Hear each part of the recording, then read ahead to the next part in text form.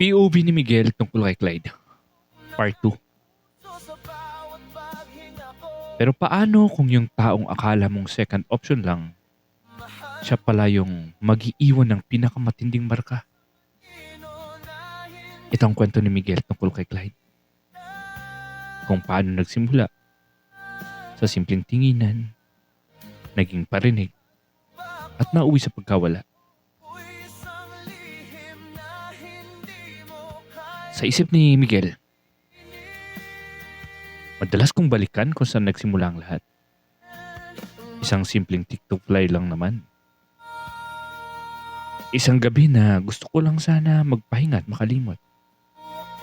Pero heto ako ngayon. Gising ng madaling araw, hawak ang cellphone at iniisip kong saan ba ako nagkulang.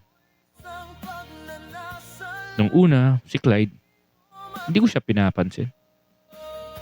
Mas nahulog agad ang attention ko kay Benedict.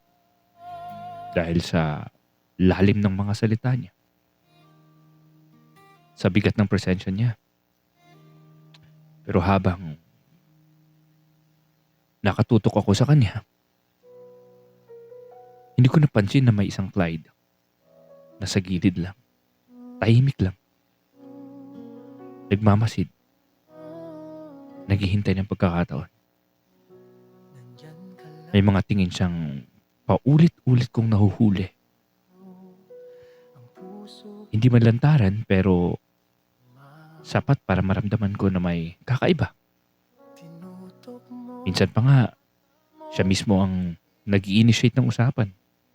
Mga simpleng kamustahan, simpleng banat, pero pinag-effortan din naman. At sa mga simpleng bagay na yun, unti-unti niyang naukit yung pangalan niya sa isip ko. Hanggang dumating yung panahon na nagbagong tono niya. Hindi naman siya nagsalita ng diretso pero ramdam ko may tampo. May parinig. May lungkot sa mga salita niya na parang gusto niya akong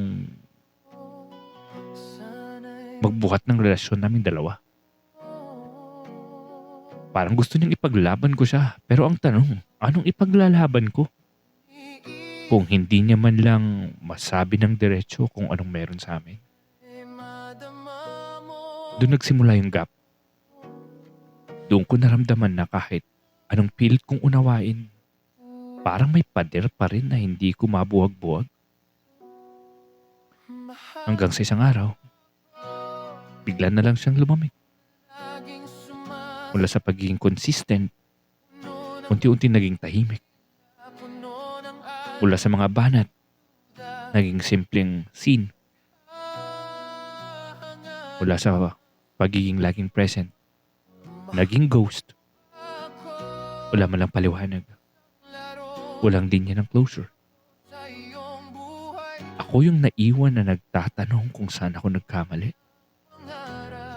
Masakit kasi hindi ko alam kung kulang ba ako o sobrang ako nag-expect. Akala ko, ako lang ang nawala sa kanya. Pero habang unti-unti siyang lumalayo, may isa naman siyang nilalapitan. Si Benedict. Nung una, binigyan ko ng benefit of the doubt. Baka friendly lang. Baka ako lang yung assuming. Pero habang tumatagal, mas lumilinaw. May mga titig na hindi ko nakita noon. May mga banat na mas malalim kaysa sa mga parinig na ibinato niya sa akin.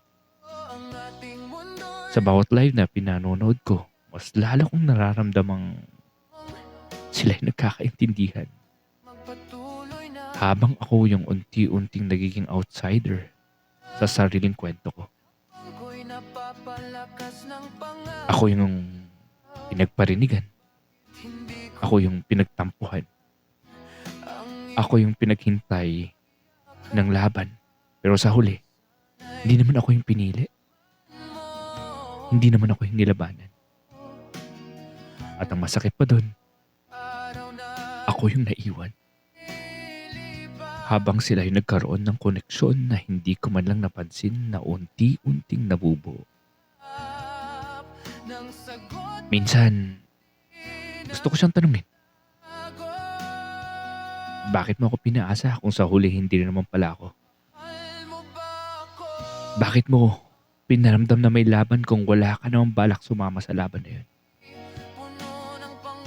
Pero natutunan ko na rin, hindi lahat ng tanong kailangang sagutin. Minsan, sapat na yung sakit para malaman mong hindi ka talaga pinili.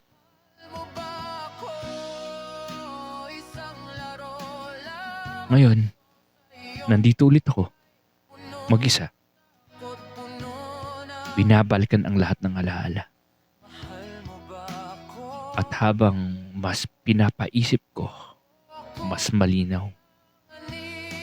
Baka hindi ko naman talaga naging role sa kwento nilang mahalin. Baka ako lang talaga yung naging tulay para sila ang magtagpo. At doon, pumigat ang huling tanong na paulit-ulit na sumasagi sa isip ko. Kung sana lumaban ako, magbabago ba ang ending? O kahit anong gawin ko, hindi talaga ako kailanman magiging pagpipilian.